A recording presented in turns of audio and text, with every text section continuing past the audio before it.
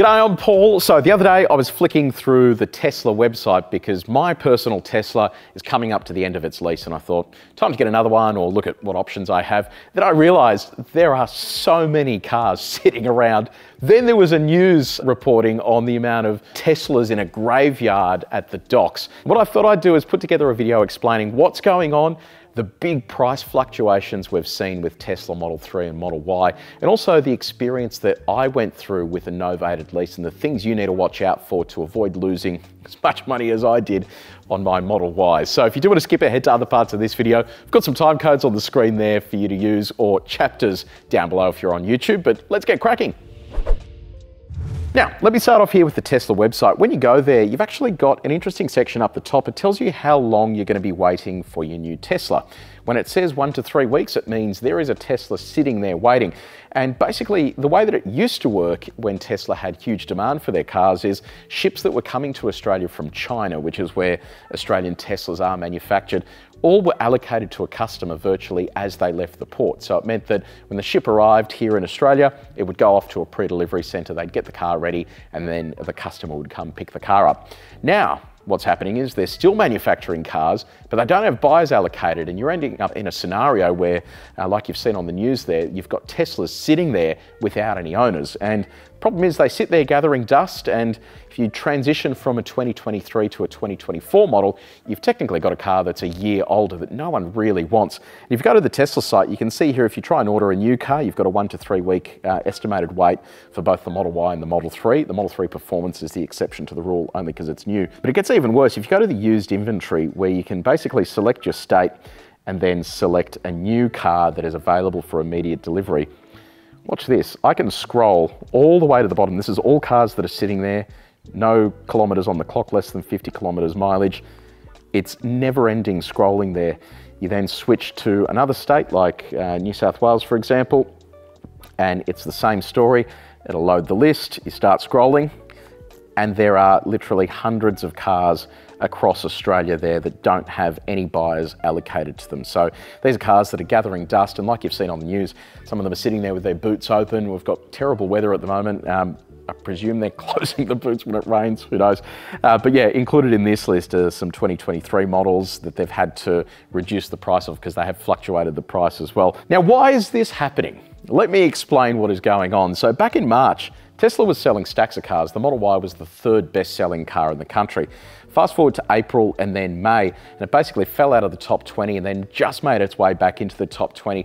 But cars like the RAV4, the hybrid RAV4, was outselling the Model Y by around 4 to 1. So there was a big fluctuation there in terms of those sales. It is happening because Tesla keeps playing with prices. So over the past 2 years, the Model Y has actually gone from a value of around $72,000-ish plus on-road costs to $55,000 or just under $56,000 plus on-road costs. So there has been a huge reduction in price and virtually nothing has changed. They changed the wheels and made a few very minor updates, but the car is unchanged. So people are looking at this and going, hold on, why would I want to buy one of these if the price is just going to drop and I'm going to lose value on my car? The other complication as well is there is a Juniper update, that's what they're calling it. It's basically going to mimic what they did with the Model 3. So a different design, a different interior, and a couple of other changes like the stalks getting deleted, differences in suspension, etc. Well, for me, as an example, my car's up for lease next month. I kind of wanted to just wait till they did a refresh and I would roll into a refresh car. But Elon Musk has just come out overnight and said that there won't be a Juniper update this year. So I think a lot of people were in my position holding off for this update, and now they've been told it's not going to happen. And I think Tesla is expecting the floodgates to open and for people to rush in and buy their cars, which clearly hasn't happened because the state of play hasn't adjusted at all on their website. Now, is this a crazy car to purchase at $55,900? Like, is it bad value for money? No, it's actually incredible value for money. When you look at what you are getting inside this car for that price, even at $70,000, it was good value for money when you consider the package and what they've been able to cram into it compared to other electric vehicles on the market. At just under $56,000, it is remarkable value for money. So The value isn't an issue here. It is around what Tesla is doing with their vehicles. Other manufacturers are having to reduce their prices to compete with Tesla, but a lot of those other manufacturers are doing deals where the price is a limited offer and it's only being changed temporarily. There are a couple of exceptions to that rule, but no one is gutting the price completely and just leaving it there. Now that leads me to the situation that I was in with my novated lease, and I'll run you through how that worked and why I think a lot of people are going to be in a sour position and financially in a pretty poor position very soon as this unfolds. So just a bit of background to how a novated lease works here in Australia. Typically when you do a novated lease, you're paying your car's repayments and its running costs from your pre-tax salary. It means that the more you spend on the car, the less tax you're going to pay because it reduces your taxable income. The government made a new ruling in, I think it was July of 2 years ago, where they said any car that is leased on a novated lease that is a plug-in hybrid or an electric vehicle, it is exempt from something called FBT, fringe benefits tax, and that is a tax that they put in place to stop people from getting benefits from work that they really should be taxed on. Well, they made these things FBT tax-free. That was taxpayer funded. It is a subsidy. It's an idea to spur on EV sales. And to start with, it worked incredibly well. There were huge waiting lists on Model 3 and Model Y. People rushed in to get these novated leases, just like I did. And I ordered my car literally a minute after it was announced. So I was one of the first to get my Model Y delivered, and I decided to go on a 2-year novated lease. People either went on a 1-year, 2-year, you could do 3, 4 or 5, but 5 is typically the maximum you could do on a novated lease. Each year, the government mandates the amount of depreciation you're allowed to have on that vehicle. And then when you get to the end of your novated lease, you have to basically pay a balloon payment, which is the outstanding balance on the vehicle in alignment with the government's depreciation. So for me, I paid just over $70,000 plus on-road costs for my car. When it came to the end of my 2-year novated lease period, I had to pay the balloon payment. The balloon payment was just under $44,000. Now you might think to yourself, well, that's great. You list your car for 50, 55, you get to pocket the difference. You do have to pay GST, but you get to pocket the difference and you're a happy camper, away you go. But there was a slight hiccup, and that hiccup was that Tesla took almost $20,000 out of the Model Y.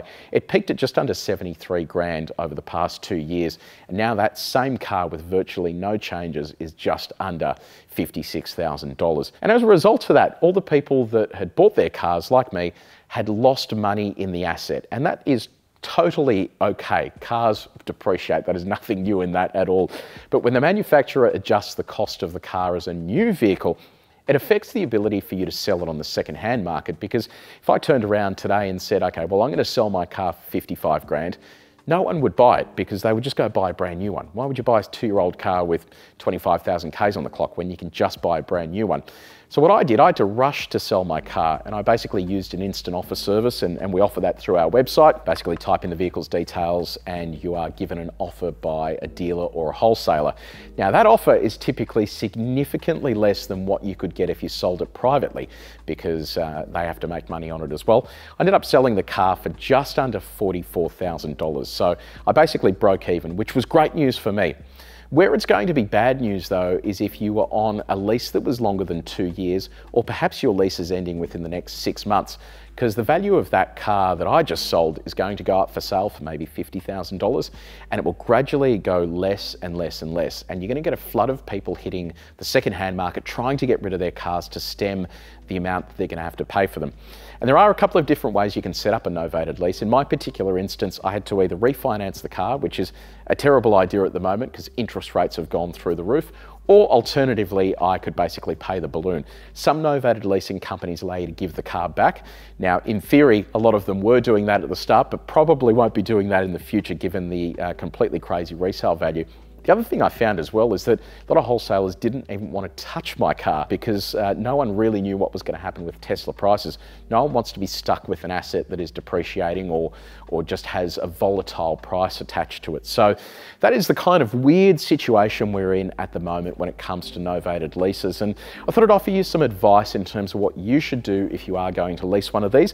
And I've got to tell you, I am just going to lease another one at $55,900. This is such good value for money, but what I'm going to do is just hold out a little bit, because based on the amount of cars they have sitting there with no buyers attached to them, eventually they're going to have to start doing a little bit of discounting to get rid of these cars. So I suspect we're going to see this car drop even further, and it could even drop down to $49,000 or thereabouts. So I'm going to hold out a little bit longer. I'm not in a rush to get another car, but I will definitely buy another one of these because it was a fantastic car for the 2 years we had it. Cost barely anything to run. It was reliable, no dramas at all. The car itself is fantastic. What Tesla is doing with pricing though is completely stupid, and I do feel for the people that went for a 3 or 4 year lease that could end up having an asset that they are going to owe a lot of money on. And if they do refinance it, some of the interest rates I'm seeing now, 15% comparison rates on novated leases, if you do refinance the vehicle, you are just throwing away so much money because you're refinancing a product that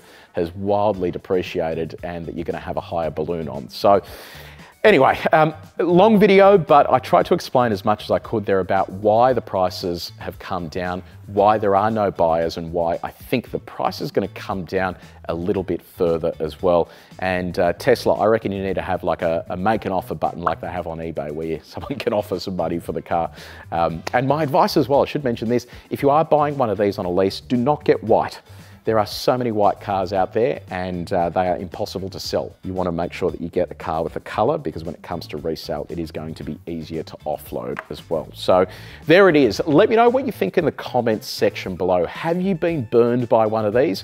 I did notice when we did a review on the Model Y, my colleague Scott did, there were a lot of people in the comments kind of complaining about our coverage of the prices depreciating.